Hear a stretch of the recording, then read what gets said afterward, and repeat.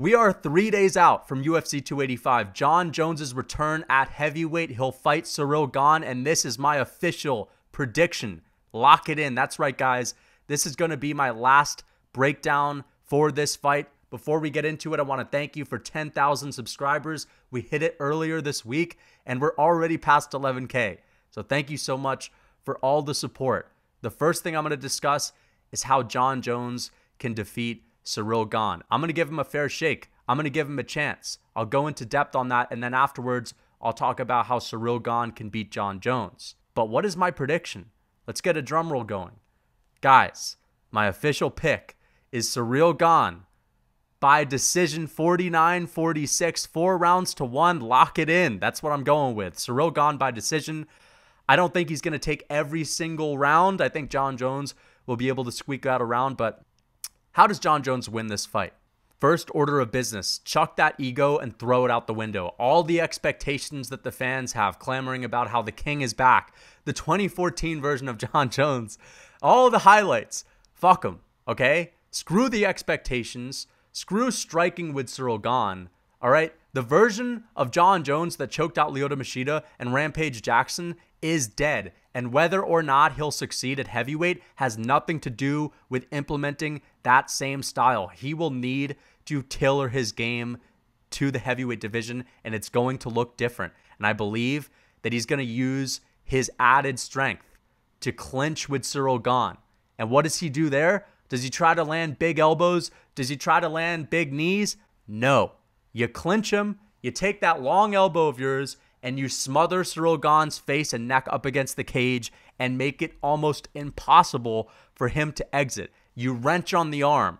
You land toe stomps. You land knees to the thigh. You slow him down and wear him out and frustrate him. I think it's more of a mental game for Jon Jones in the clinch than it is to actually land really damaging strikes. Just wear on him. Just let him know that his chances of being out in the open are none.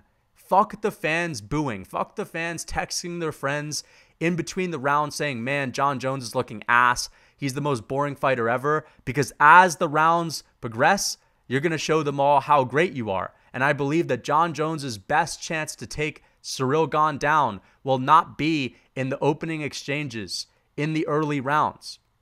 It'll be towards the latter end of the fight when Ciryl Gane is getting frustrated. Jon Jones has been pressuring him up against the fence for 2 rounds, smothering him, not letting him do any work. And all that added strength, all that added size is going to be used for the purpose of letting this guy know that he will not be able to exit the clinch. This is where the fight's going to be. I'm going to bully you here. And I don't even care if I'm having that much success with damaging strikes. I just want you to know that you can't implement your game. That's it. You're not going to kick me out in the open. You're not going to plant that jab on my face. When Ciryl Gane gets frustrated, what he loves to do is he loves to get it back right away. Ciryl Gane against Tai Tuivasa, he gets dropped. What does he do next? Does he stay on the outside like his coaches are telling him to in the corner? Stay on the outside. Don't put yourself in danger. No. He gets right into Tai's face and starts brawling with him to ensure that whatever Tai did to him, he can do back. And that to me is a sign that you are still not a completely mature fighter. You should not be doing everything in your power to get that moment back right away. That's just getting overzealous. And if he starts to do this with Jon Jones, right? Jon Jones takes a few rounds from him, right? Or just doesn't allow him to get going in the middle of the octagon with his striking.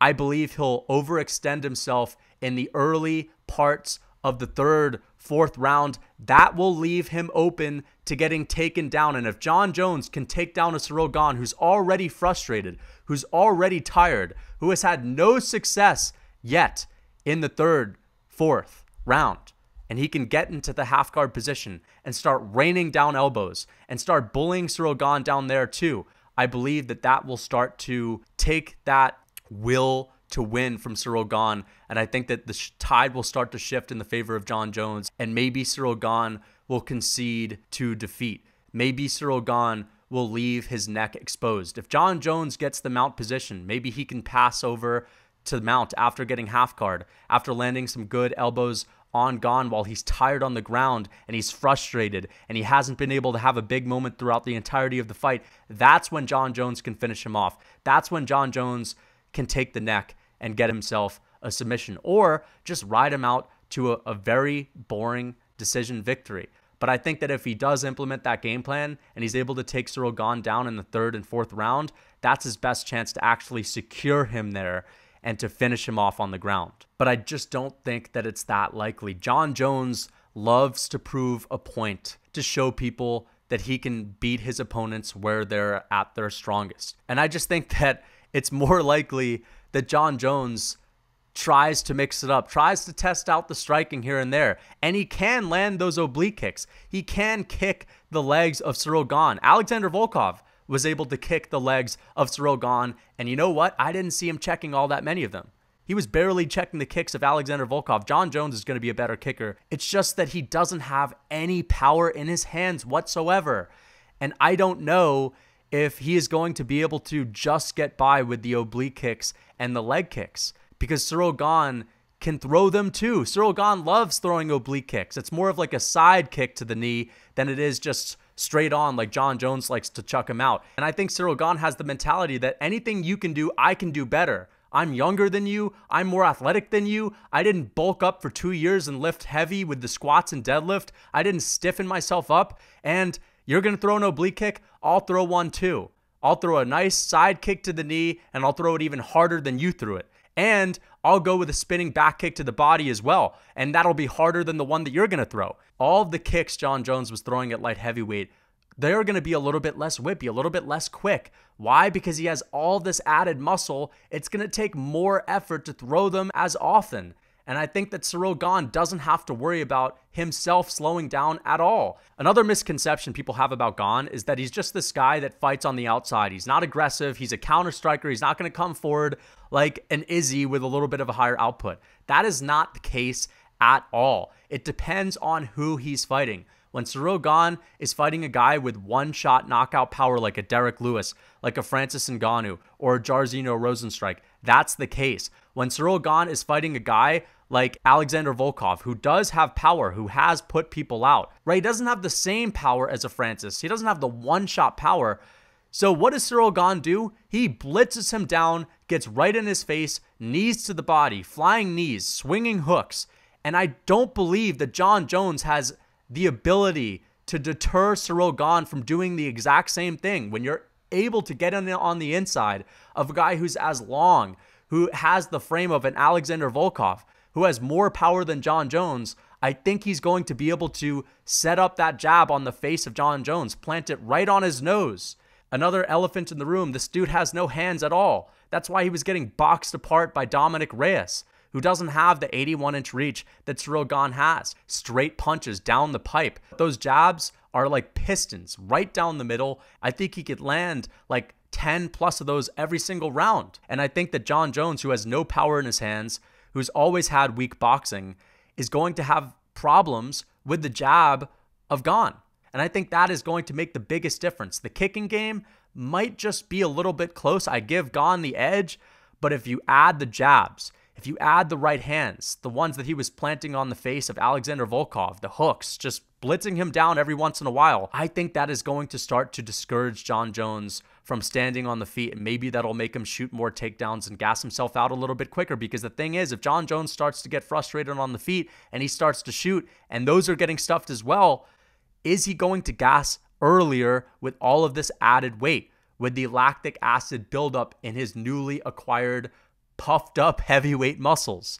I don't really see Jon Jones gassing because he has such a great gas tank, but I'm just throwing it out there as a possibility. Now, how does Ciryl Gane stuff the takedowns? Float like a butterfly and sprawl like Robert Whittaker. That is going to be the motto for Ciryl Gane in this fight. He is so athletic. He's so talented. I truly believe that he'll be able to improve massively since the Ngannou fight with his sprawl, with his ability to stuff takedowns. And he knows he has to worry about that. He's going to be prepared. And the good thing is, you keep your hands a little bit low with Jon Jones, you know, that kick is going to come up a little bit slower, the head kick, and The hands, I don't really think you got to worry about them that much. So you're ready to sprawl, you're ready to go. And I think he's going to be able to be strong enough to push Jon Jones off of him, to duck out of the way when he's trying to grab for a clinch, to get out of there, to exit up against the cage, to push him off of him. I think he'll really be able to use that size, that athleticism, that speed to evade the takedowns of Jon. And if Jon can take him down, I think he could scramble up to his feet. If Jon Jones at light heavyweight, who had a size advantage, a reach advantage over everybody, was not able to just secure guys on the ground for an entire round, I think Ciryl Gane has a good chance to sprawl up to his feet.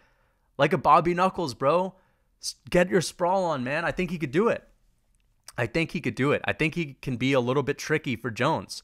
Because again, he's got like this funky style everywhere the fight goes. I don't see Jon Jones getting submitted. I don't really see Ciryl Gane having that threat. But if Jon Jones does take him down, I could see Ciryl Gane grabbing the ankle, grabbing the arm, just trying to throw something out there to create a moment for him to exit. I don't know if that muscle is going to be that useful to keep a guy like Gane down. I just think that if a guy like Thiago Santos can get his kick caught by Jon Jones and find a way to scramble back up to his feet, not get taken down, and if Dominic Reyes can get back up, who is someone that started training MMA not that long ago, that was playing basketball and football in high school, I think a guy that is as big as Ciryl Gane will be able to do the same. And when's the last time Jon Jones has finished anybody? It was 2018 against Alexander Gustafsson, right? Had Anthony Smith on the ground for 4 rounds. Couldn't finish him there. I want to know what you guys think. Let me know. Please leave a like and subscribe. Until next time. If you're still eating seed oil and soy-filled cookies like Oreos, you're just demolishing your health.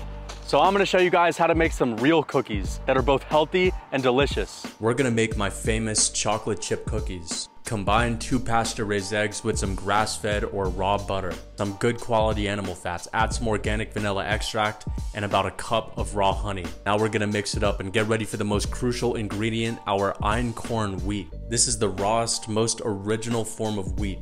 We're gonna add a half a banana to give these cookies a little more flavor. And just look at that beautiful cookie dough. We're gonna mix that up. And to top it off, of course, our chocolate chips. We're gonna use 100% organic cacao nibs, the most raw form of chocolate. Put this in the oven at 375 for 10 minutes and enjoy. These are the tastiest cookies I've ever had. And for more recipes like this, check out my Real Food Cookbook. You can find the link in my bio.